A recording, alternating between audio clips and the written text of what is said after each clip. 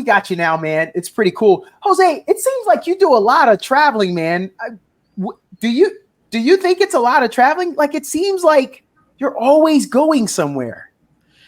Most of my traveling I do is to visit it's actually split between two things. So I visit friends and family a lot, right? So especially towards the later half of the year, I go mainly back to Arizona. I go visit my mom. I go visit my friend. Sometimes I visit my sister. Sometimes, family comes to visit me. And then also for traveling, I pretty much only ever travel for one thing outside of, family visits. Yeah. And that has related to gaming basically. So I either go to gaming competitions to compete if there's a tournament outside of the state, or there is a gaming convention that I want to go to and just hang out with friends. Stuff. Awesome. Now that was part of the reason why we got you on the pod. I'd love to talk about the gaming competitions and conventions you go to. We'll get to that. Where do you currently live? Let's bring the followers in. What state are you in?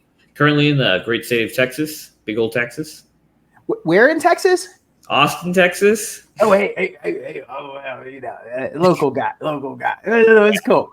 But you did say something there. Let's get to what I always love to find out. Jose Capestany, where the heck are you from? So I am originally born and grew up in the great island of Puerto Rico. Wow. Moved to Florida. Well, I didn't move. My mom moved, and being a child, I kind of had to go with her.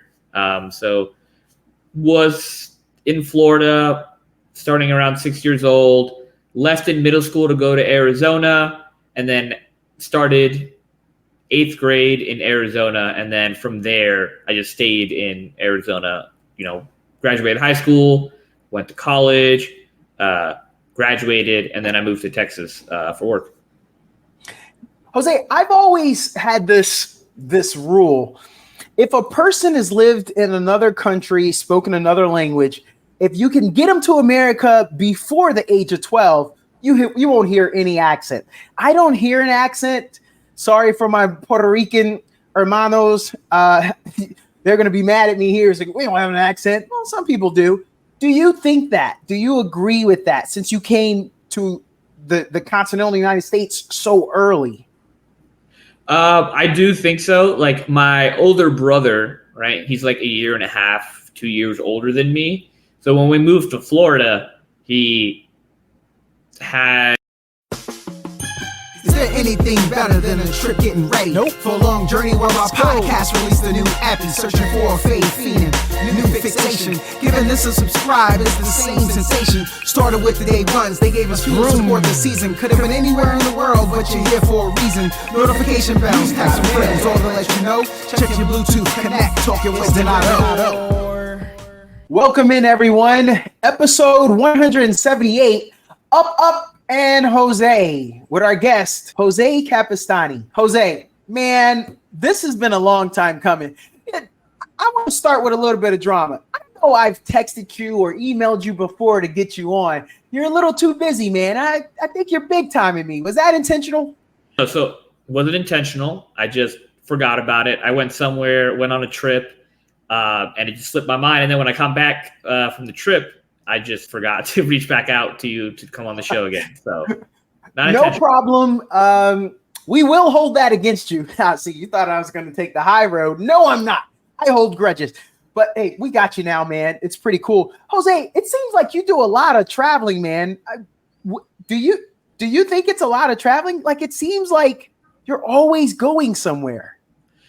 Most of my traveling I do is to visit it's actually split between two things. So I visit friends and family a lot, right? So especially towards the later half of the year, I go mainly back to Arizona.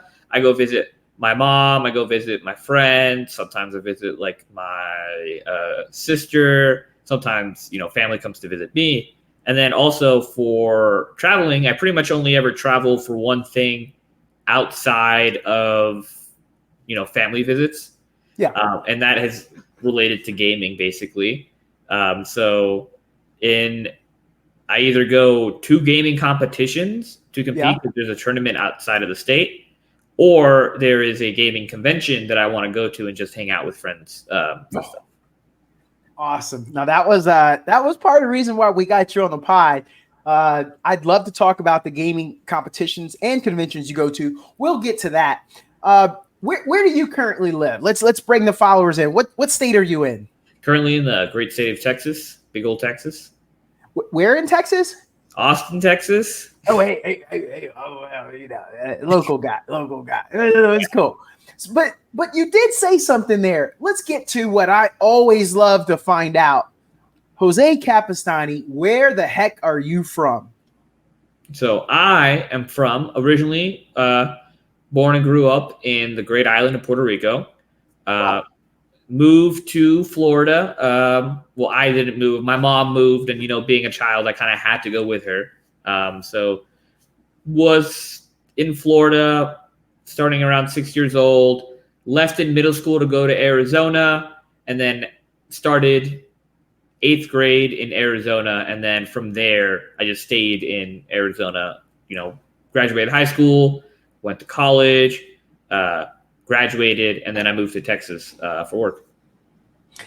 Jose, I've always had this rule.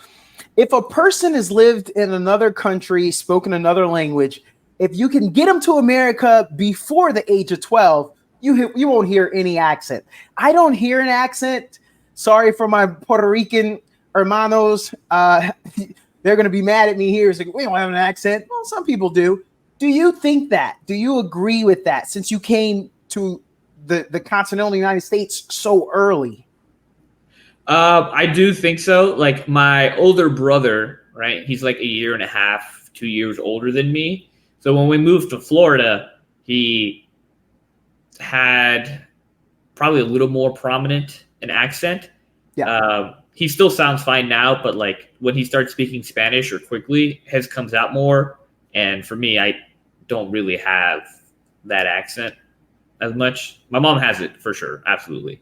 Yeah. Tell me something about Puerto Rico.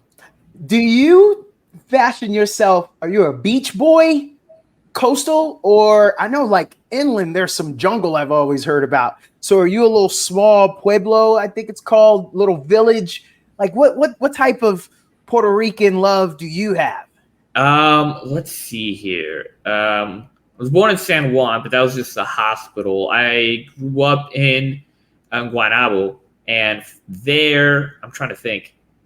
I wouldn't call it a city. It's kind of like a small town, but it's close to San Juan, so it's like, it's definitely not the jungle. So like the inside or the center of Puerto Rico, that's more of your small towns and jungle. But anything along the coast or really, close to the coast of the island, they're just like regular cities. Yeah. I normally get to this later, but now I got to know, since you got family ties, you've been there, where are you going to retire at? You going to go back to Puerto Rico, stay continental, some other country? Based on where I've been so far, I love Puerto Rico. I do, but it is too hot, too humid. I'm in Texas right now, and it's still too hot, too humid for me. But Austin, I love Austin. But right now, it's sort of between two places. Either Flagstaff, Arizona. I went to college there, right? Northern Arizona University, go Lumberjacks.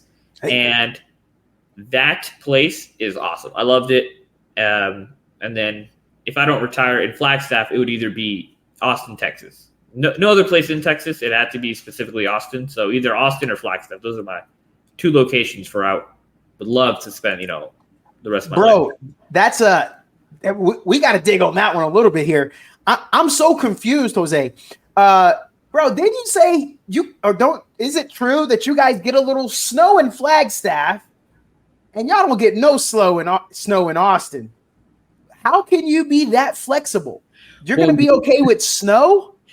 Well, you see, I am not an outdoors person. So the snow is something I look out in the window, right? If I even look out at the window at all, right? And the same thing in Austin, right? So what I like about both those places is two things: just the people that I know that are currently there, and the things to do that are there, right?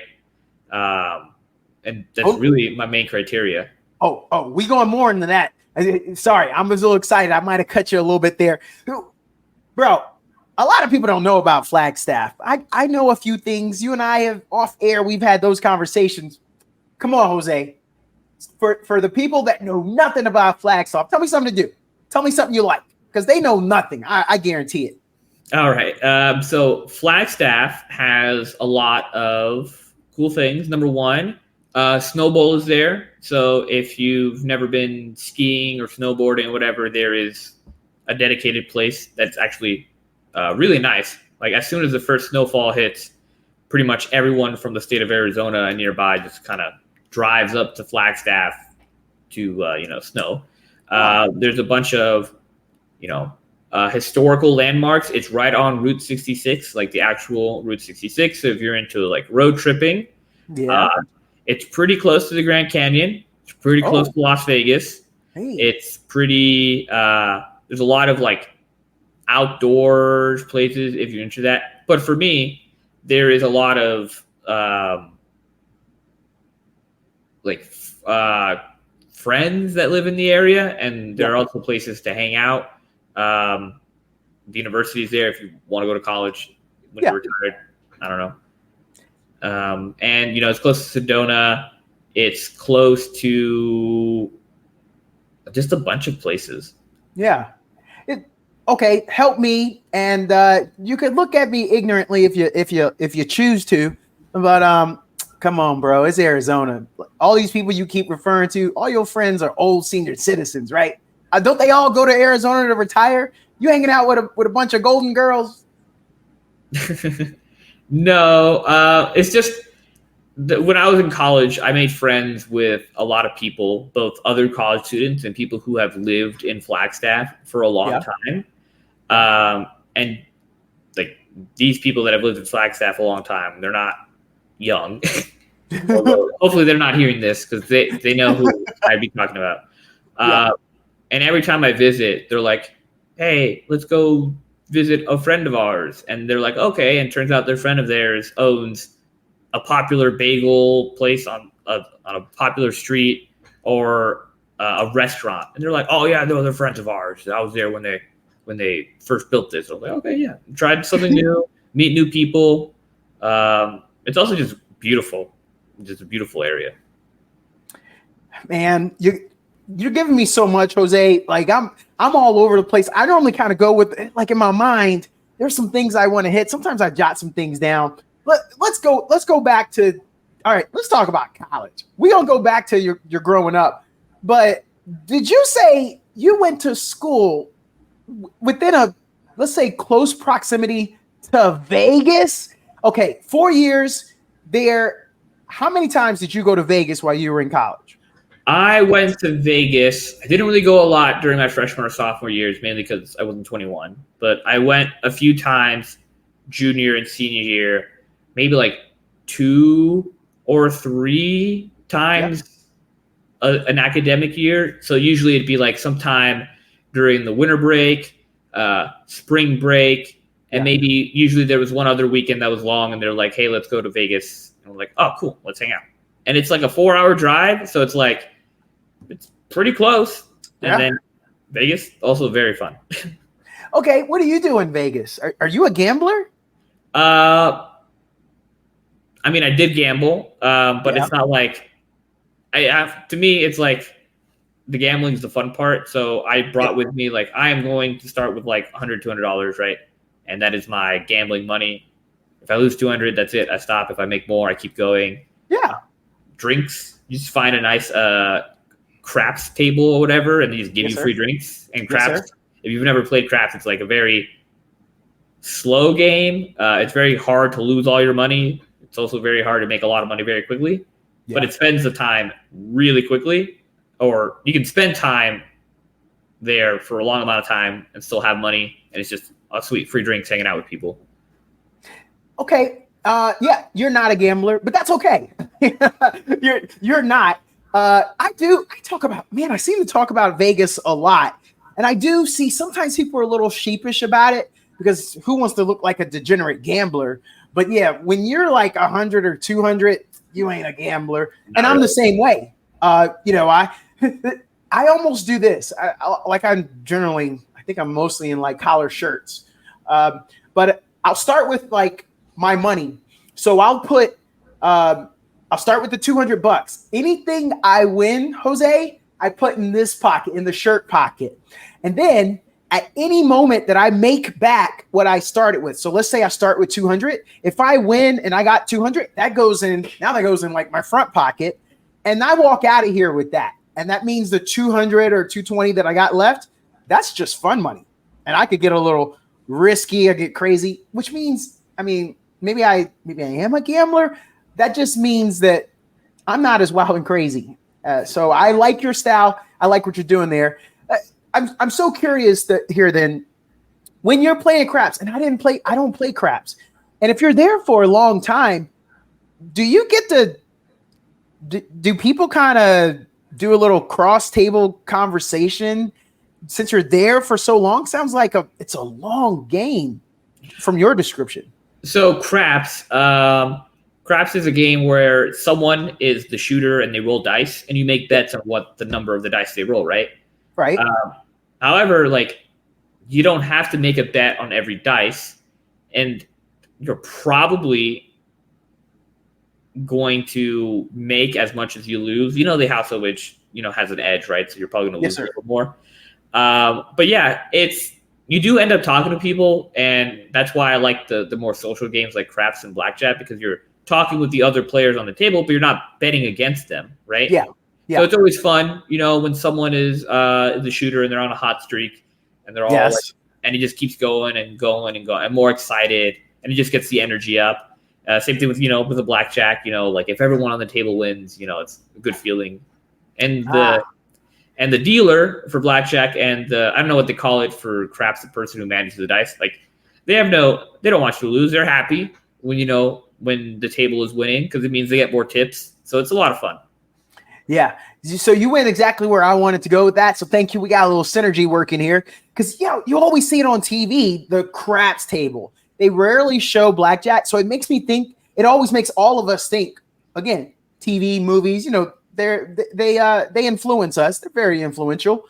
We always think, oh, Jose's on a hot streak. He's like, hey girl, blow those.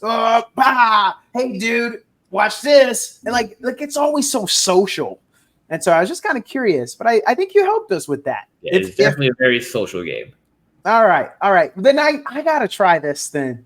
I'm going to have to try, especially because it sounds like, I don't know if I'm good at rolling dice, but I guess I'll be good at guessing if they're going to hit. You said sometimes I don't have to bet. You just gave me a new game, man. Thanks a lot. Let's go back to you growing up. It sounds like you got some brothers and sisters, so you're not an only kid. Where do you fall in the list of the kids? I am middle child, straight middle child. Yo, I'm a mid kid. Hey, check you out. Cool guys. I knew there was something about you. That's why we got you on right now. So very curious then. I think you said there's like a brother that's a year and a half away from you. Is that older or younger? Older. My younger brother, he is 18 now. He's graduating high school next week. Oh, wow. Yeah. So he's a lot younger than you. So then you're going through high school with sorry, you said younger brother. So that's the older brother. You're going through high school with an older brother. Yeah. Were you Jose by himself, or were you older brother's little brother and you were stuck in that shadow? What did that look like? Not really. We were both very different, and and based on the academic calendar, even though he was only like a year and a half older than me, he was 2 grades ahead of me, right? Oh, so, yeah. And even though we both have the same name, we didn't really hang around in like the same like social circles. Like, I am Jose. His name is also Jose. Oh, wait a minute. What? Let's talk to Mama Capestany. What happened there? There's got to be a story. She really likes the name Jose, and she was like this close to like naming my younger brother also Jose. Oh my God. I think if she can go back and change what she named him, she would. All right. Well, okay. So what did the younger brother end up with then? His name is Enon. So Okay. All right. something unrelated. Yeah. But, Whole different me and my direction. older brother were both named Jose. I'm so curious. When you were in high school, did you get voted anything? Were you most likely to end up in Vegas? Like what were you known for? Let's see here. There were two things I did in high school that were like sort of my defining, like people know me from. So the first one was I did junior ROTC. Oh. I did that all 4 years. I started it because my freshman year, someone told me that if you do 2 years of JROTC, you don't have to take PE. And I didn't like PE. So I was like, I'll just do that instead. So immediately I went to the counselor's office and be like, hey, take me out of PE. I want to go do JROTC instead. And that sort of just kickstarted probably my entire military career from there because I didn't want to take PE. Yeah. And then the other thing I did was I did the engineering sort of like curriculum track they had at the high school. I did 4 years of those. So I had my JROTC circle and I had my engineering circle, and they did not overlap at all because, for some reason. Oh, so then this is great. I don't ask everyone this question, but I got to ask you. Bear with me here. Senior year, maybe you brown bag it, but just, again, bear with me. You're in the lunch line. Lunch dude with the hairnet, cigarette hanging out. It's not lit, but it's still hanging there. He goes, schlop, gives you some chili. You get your tray, you walk out. What table are you sitting at? I sat with the JROTC folks because in our high school, there was a hallway where the JROTC classrooms were, and they were like on the opposite side of the other classrooms. Yeah. And this hallway had a lounge for cadets. So ooh. I would just go and hang out there or in the JROTC instructor's office. And so that's pretty much where I hung out with, lunch pretty much my 4 years with just the JROTC hallway cadet lounge area. 4 years of junior ROTC. I bet you can sing some mighty fine cadence, huh? You were you good at that? I could. I won't, but I could. I wasn't gonna ask. What was your favorite cadence though? Favorite marching, and then I don't know if y'all did a lot of running cadences, but what's your favorite? We didn't do a lot of the PT ones because we did like PT like on Fridays. That was like our sports day. It's fun. Regular cadence though, I think the first time I heard a yellow bird was very interesting. Yeah. Did not get well for the bird. Did you get the PG version or the R-rated version, the graphic? It really depended on who was singing it at the time. Some people were more brave than others. So it really just depends on who did it. I generally didn't call cadences because I was on staff. So I was just doing whatever high schoolers do. Big dog, you got people for that. It's cool. It's cool, bro. You were running things. That's awesome. All right, so what about it? So were there any sports, any activities that swayed you? Arizona, I don't even know what's big there. I don't know if I feel like that's got to be a baseball state. I don't know. Arizona, I'm trying to think. I mean, football was a big one. Oh. So was, I'm trying to think, like in our high school, really the biggest sport was football and women's soccer. They were like that was the ones that were like we were just good at. Yeah. I didn't do any of those sports. I did JROTC sports instead, which aren't your traditional sports. Oh, like some ruck marches? You got a rucksack on and so JROTC sports, I don't know if you can consider one of them a sport, but one of them is orienteering, which is land navigation. Yeah. There are JROTC orienteering meets. I was on that all 4 years. I was actually very good at it. Then they have your like drill teams. So when you see, cadets go around the country competing in drill competitions. And then the other one wasn't really a sport, but it was classified, in the school system as like a sport, was a Cyber Patriot, which is like a cybersecurity defense competition. Oh. So those were fun too. I've seen one of those junior ROTC national competitions. I went to one in Daytona Beach. I believe they were doing it maybe when you were in school. I think the national has been Daytona Beach for a while. Were you good at that, like flipping a rifle and like maybe throwing it up and catching it? Or I could do a few tricks. I was not a good person on the team. I don't think I did I don't think I ended up doing most of the armed drill. I think what I ended up doing was a lot of the unarmed drill, which is like, without the rifle. Yeah. Because I was not the best. There were some other cadets on the team that they could definitely do a bunch of cool tricks. I was not one of them. Oh, man, I don't know how they have the bravery to throw that rifle over your head like that. And but I've seen the competitions and man, incredible. But again, that's like the best in the nation that I'm seeing there from every state. So I'm a little awestruck from the times that I've been there. I think I've been to a couple. All right, so let's fast forward. So you get to college. Before we get into more of that, lumberjacks, man, I have never seen that. Like and then it's like Arizona. Y'all got a lot of forests in Arizona up in there in Flagstaff. Lumberjacks, you got to help us with that. Yes. So we're called the Lumberjacks because Flagstaff is in the largest continuous pine forest in the United States.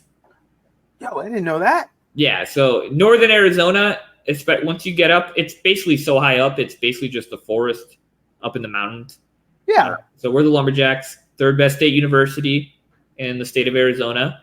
There are only 3, but we're there. And it's funny because it's like you compare NAU to like the other 2 state schools, which is Arizona State and University of Arizona. Yeah. You're like, oh, NAU's small and all that stuff. But it's not a fair comparison because University of Arizona and Arizona State are huge universities. Yeah. So we're like the size of probably other states' largest public university. Yeah. But because we have to contend with those 2, it's like, they're national draws. Yeah, they are. I don't know why you're compared to them. I mean, there's levels to this. Yeah. National draws. Like you're getting, I mean, I followed them back in the day. I'm going to date myself here, but when they had Mike Bibby, the Wildcats University of Arizona won that national championship in basketball. I was all in. Jake Plummer, he played at Arizona State, put them on the map as a quarterback.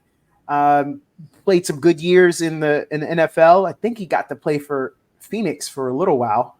When they were the Phoenix Cardinals, not the Arizona Cardinals. I think that's how it was. Yeah, man, I'm pretty familiar with Arizona. It was on my list to retire to, so I may end up there. But I gotta go see Flagstaff now, man. You got me. I want to see that pine forest. I'm a tree dude. Like I love trees. I would love to go check that out. So you got me. Nice. And hopefully you got some of these listeners. We're already going to be Googling Yellow Bird, that cadence. You got us Googling a lot of stuff off of this. That's great. These are some of the things I knew we were looking forward to. When you got to college, what did you decide to major in? So I decided to major in electrical engineering. I decided that when I was in high school. So we had like an engineering, 4-year track, and there was like your introduction to engineering, which is your freshman year. And then there's 2 more classes, which were digital design and engineering, like a physics class. And then last year was like a capstone, right? So when I took my digital design engineering class, I want to say my sophomore year, I was like, this is fun. I enjoy doing this. I'm good at it. I want to keep doing that. So I joined a program in high school. I'm trying to remember what it was called. I think it was might have been called Jumpstart or something. But basically there was a deal with our high school and the local community college that you can take community college classes at Cochise College for free. And you would also get high school credit. So you get dual credit. So my junior and senior year, I would take my first 3 classes at the high school, and then I would go over and walk to the Cochise College because it was like a 10-minute walk. And I would take, like your math, your physics, a couple engineering classes.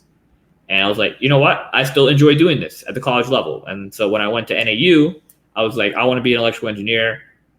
I loved, studying this while I was in high school. And I did. I loved it. It was great. Wow. All right. Electrical engineering. You're not allowed to graduate with like a 4.0, right? Like this kicked your butt. Am I right? Was it tough? Some classes were tougher than others. I think I did pretty well. I graduated with a 3.4 GPA. Yeah. Well done, sir. My hardest class was, I think, my fall semester senior year. We were taking like a signals, like communications class. I had no idea what was going on. I got like 60s and high 50s on like all 3 exams. I had homeworks. I just like stopped turning in the homework because I was just, oh no, I would get a 15. Yeah. And I was like, I'm just not going to do the work. I'm only going to lose 15 points. But I saved myself so much mental trouble. And then I talked to the professor at the end of not at the end, but like towards the end, I was like, excuse me, professor. I forget what her name was, but I was like, excuse me, professor. So like, I'm not doing well. Can you give me an extra credit opportunity? And she's like, okay, like write a research paper on a topic. And so I wrote a research paper, very crude. It was like, it probably wouldn't hold up to like a lot of academic standards. And I turned that in, and that was just enough to get me a D in the class. And because it was an elective and not a required engineering course, they allow 2 Ds on the transcript. Hey, nothing wrong. I mean, I didn't set the world on fire myself, so I am not one to judge. And bro, you still get a 3.4 and electrical engineering degree. And I think I'd be wearing it. I wouldn't be wearing this T-shirt. I'd have, I'm smarter than you, right? Like, I guess I'd start there. You seem to be a little more humble than me, though. All right. So when that is done, very curious here. Like, I hear here in Austin, there are students at the University of Texas. I don't know if they're electrical engineering. I think they're computer science. Sorry if you're going to yell at me that they're not the same. But I hear they can't even graduate. They get job offers sophomore year, double figures, closer to 6-figure job offers, and they leave. Were there offers thrown at you with that electrical engineering? No, not really. Mainly because, and electrical engineering and computer science are very different things. Just throw it out there. Think of electrical engineering dealing a lot more with like the hardware of the stuff that makes computers run. Computer science is more software. Now that they don't overlap, it's just they have a focus on different things, and that's why most universities have different departments that handle each of the degrees. But even if I did get offers, I'd probably say no. I was doing ROTC, right? So I already had a guaranteed job after college. So I was like, I'm just going to go to college. I'm going to graduate. I'm a commission. Yeah. And I'm not going to worry about it. So let's go to a whole different direction here. All right. So you said that you've done some traveling. It sounds like you get some opportunities. I call it couch surfing. There's like, I've gone to Chicago, I think I don't know, let's give me 10 to 12 times since 2008. And I've never paid for a hotel intentionally. Maybe once I did, but I can always couch surf. I got some good friends in there. I want to know, of all the places here in America, where's your favorite place to visit? Of all the places, my favorite place to visit? I mean, I feel like I've hit this place too many times, but it's Flagstaff. Like every winter, I go to Flagstaff every winter. I hang out my friend's place. They always offer their house, and I just stay there for like 2 to 3 weeks, hanging out with them, doing stuff in general.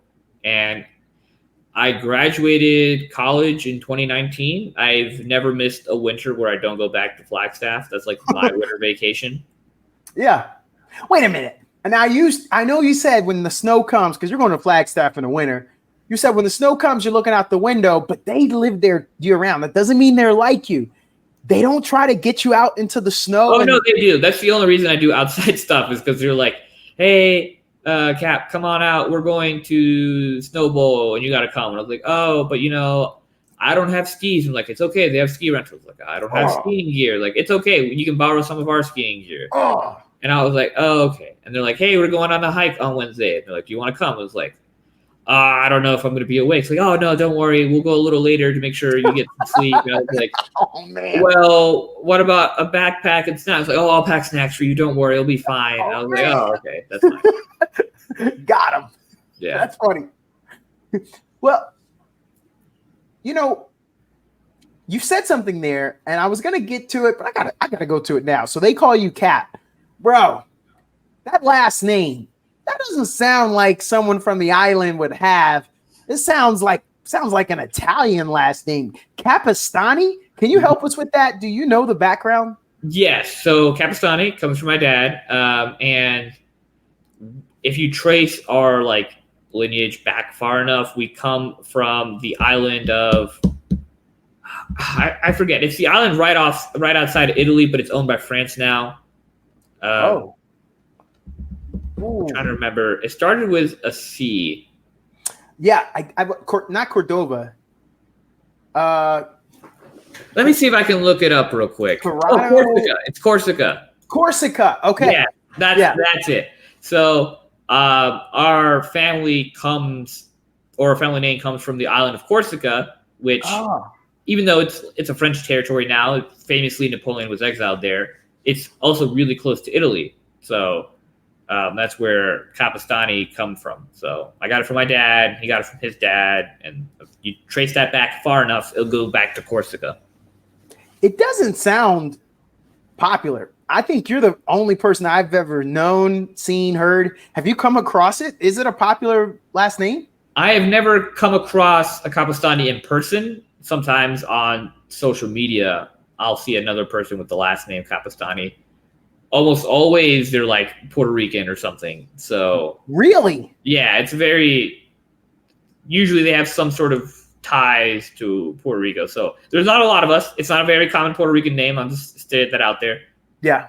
But a lot of them are Puerto Rican from what I've seen. Wait a minute. Were there some tax breaks for the Italians that came from Corsica and like, hey, come to this Caribbean island and we'll give you 20 acres? Like, I don't know, man. What happened there? No idea why. What?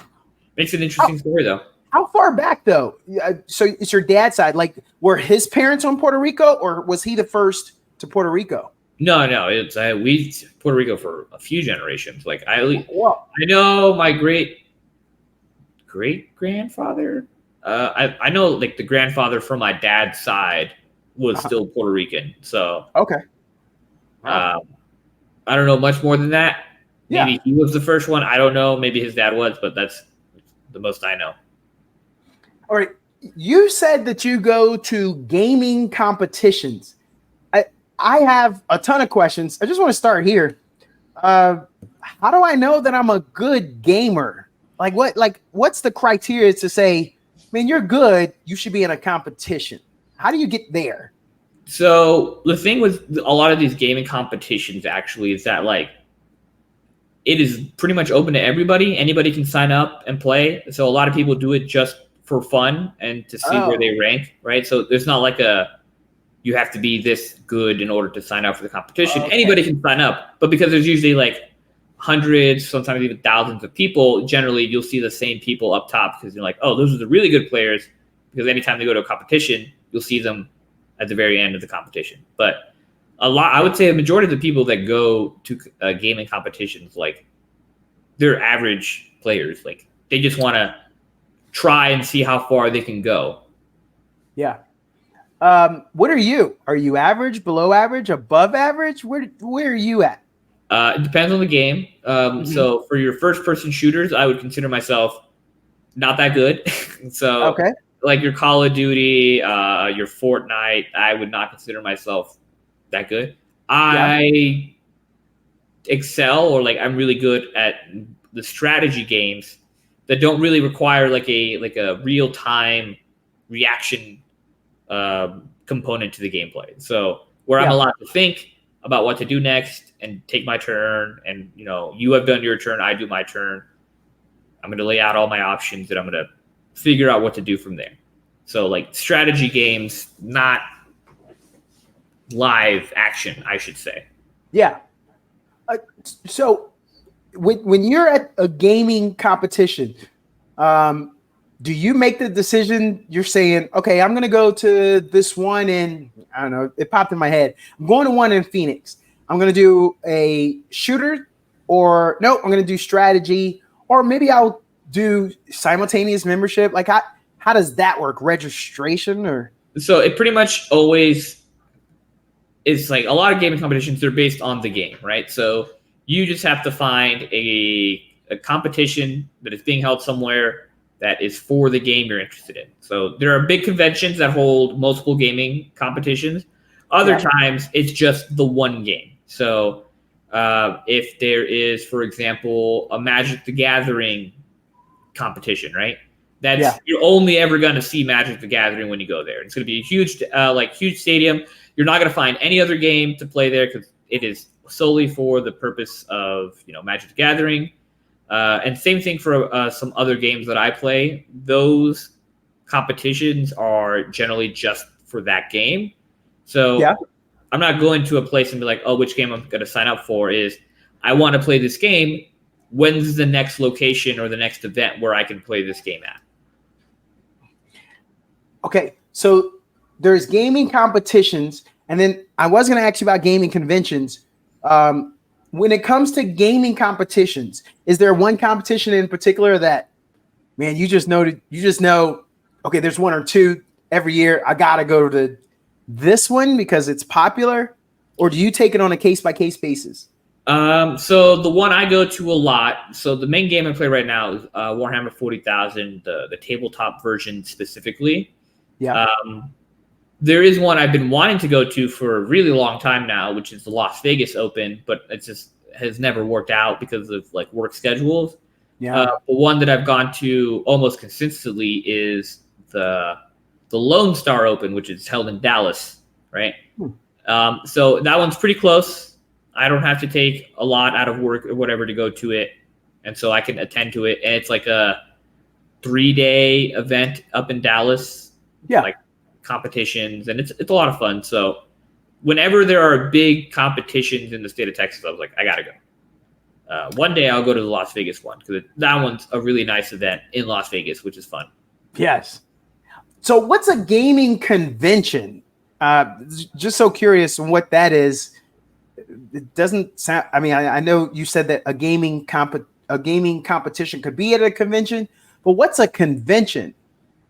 So a convention is basically, and it depends, right, on who's hosting the convention. Usually there's like a theme.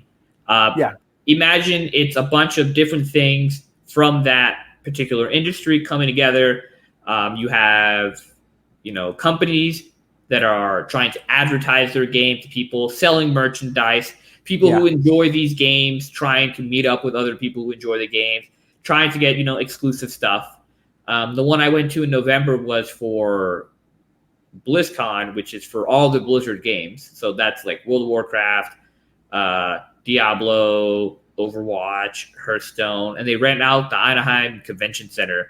So imagine it's just like 4 giant convention halls purely dedicated to Blizzard gaming, and stuff you can do in there is like you can play test some of the new stuff coming out. You can buy some of the merch that's exclusive to there. You can buy some of our product. You can hang out with people. There's food, there's announcements. Usually there are very popular announcements where people are announcing what's coming up. So like, we're announcing a new game because the people running these conventions know that there's going to be a lot of people here to watch these new announcements. I know that you are a dungeon master for Dungeons and Dragons. Did the streets whisper that to me correctly? I am a dungeon master for Dungeons and Dragons. Very cool. I love Dungeons and Dragons. I learned about it in high school. Study hall. I wasn't doing no studying, but we had a bunch of guys that were playing. And I was just curious, like, yo, what y'all doing? And they invited me to sit down. They were like, hey, be a cleric. I don't know if it was out of a joke, but I loved it. I played once or twice after, and I always asked to be a cleric because I love it. But curious here, why are you a dungeon master?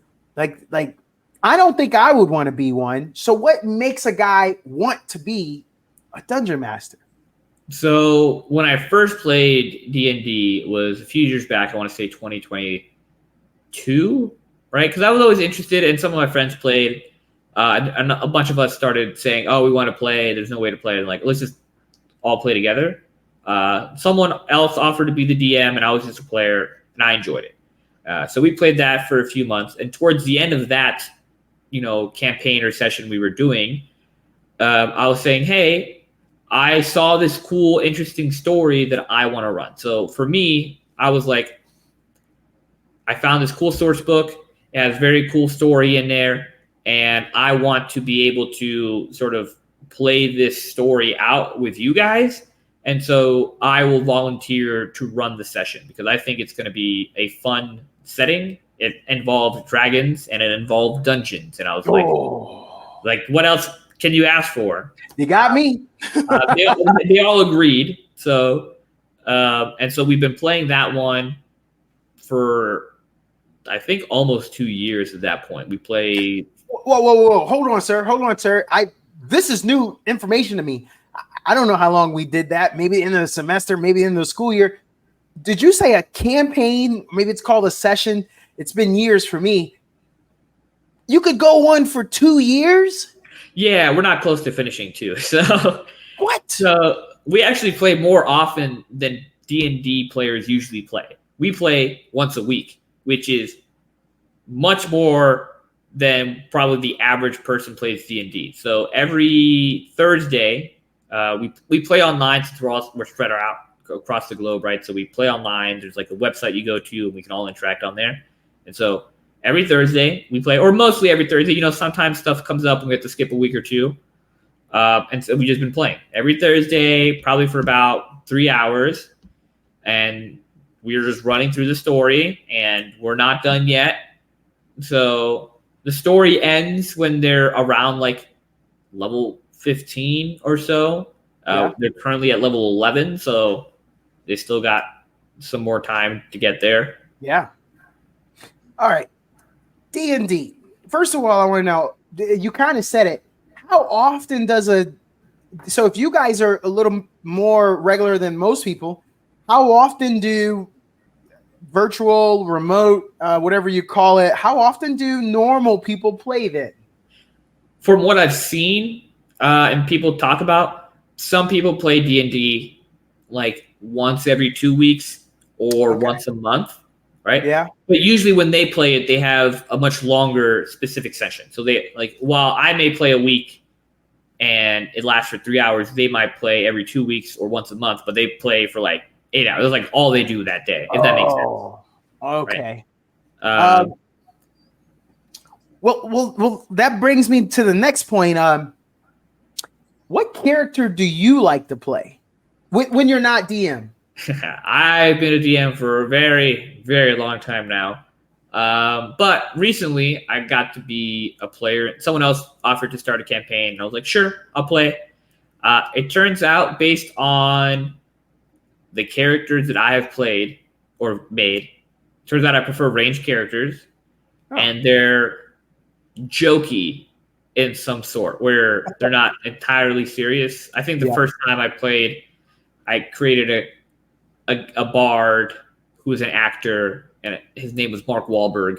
So I was just role playing as Mark Wahlberg in Dungeons and Dragons. Yeah. And then the other one I was playing was a slime. He's just like a slime man.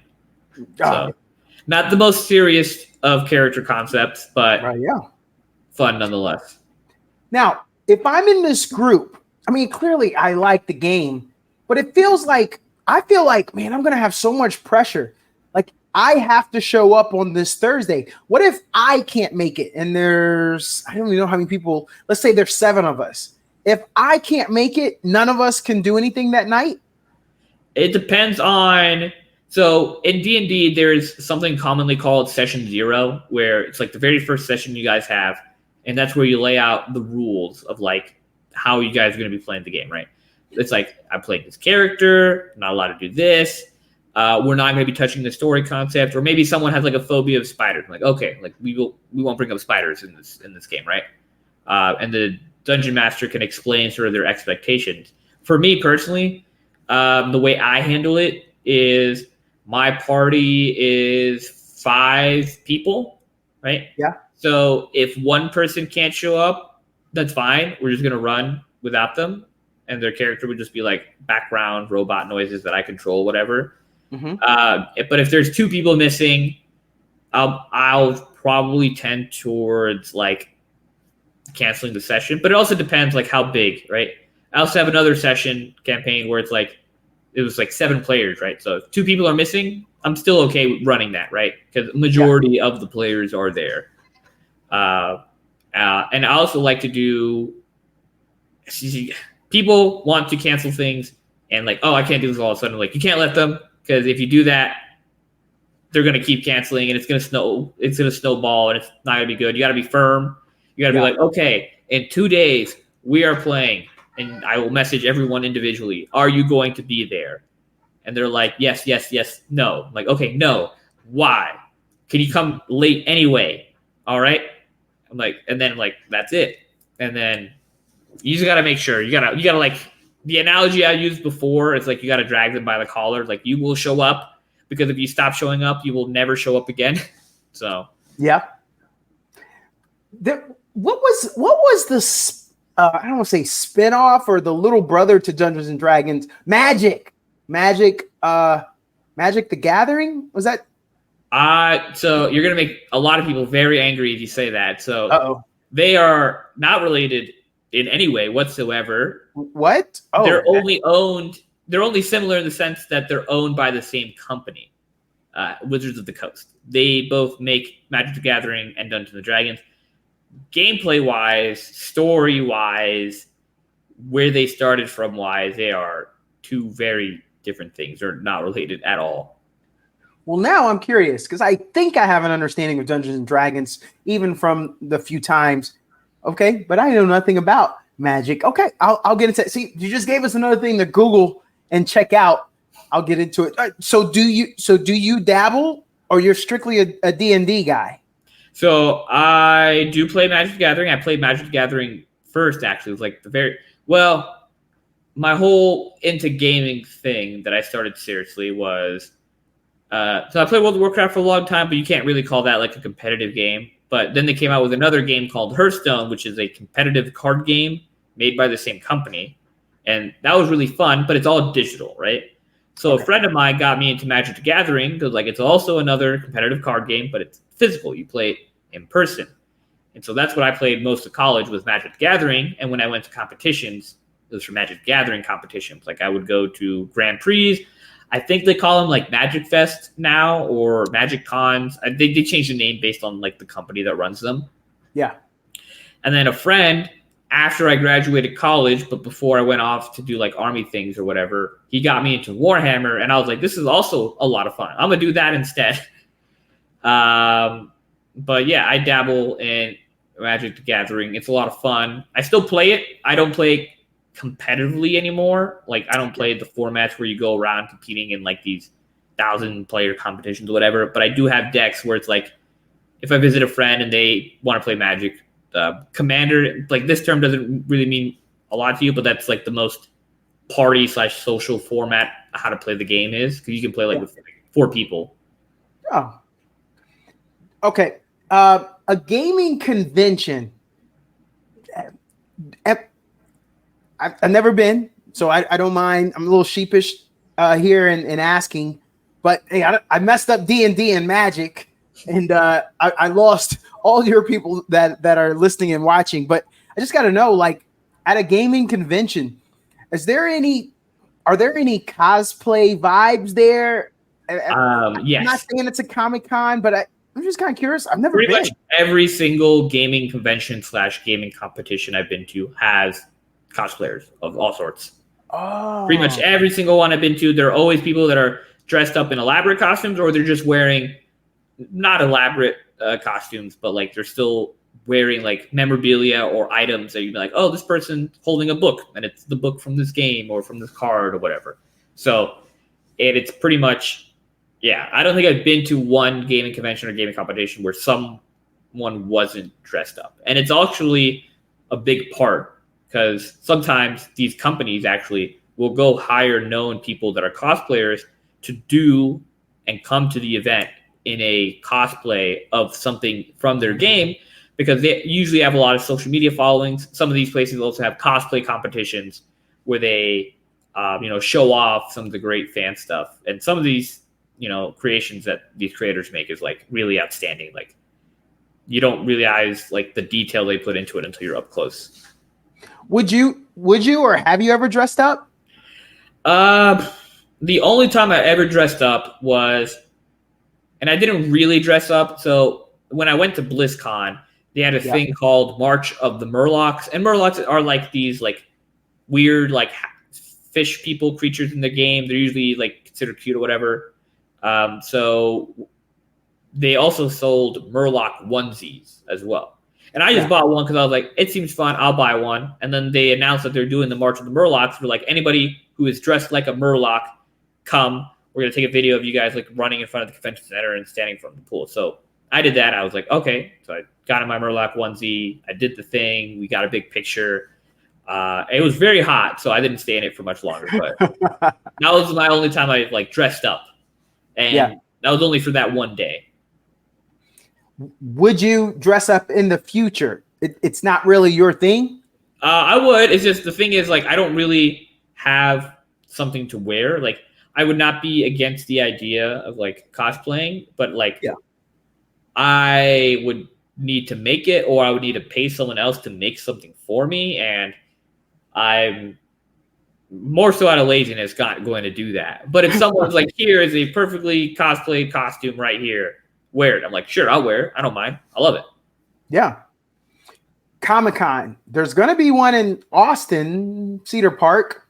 Well, would you go? Like, are there characters, games that came from comic books and they made a game? It was like, does any of that draw vibes for you, a Comic-Con?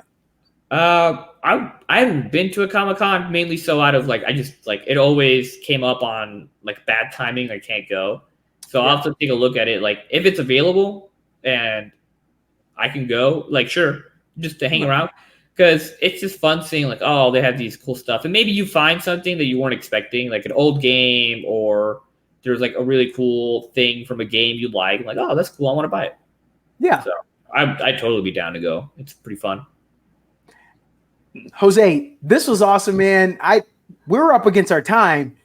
And I know I didn't get to everything, but I got some great clips here. I'm looking forward to that. So thank you. Thanks for coming on. This is exactly what I thought it was going to be. And I know our listeners, I don't say I hope, I know our listeners are gonna dig this.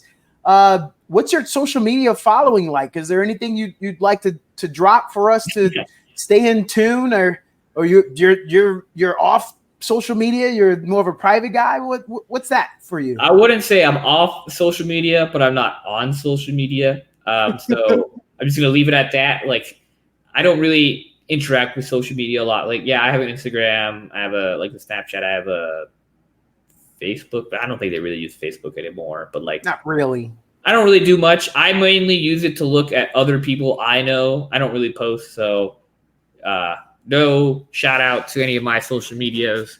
But if you do find it and you do want to follow me, sure. I'm not gonna tell you, but if you find me, I'm okay with it.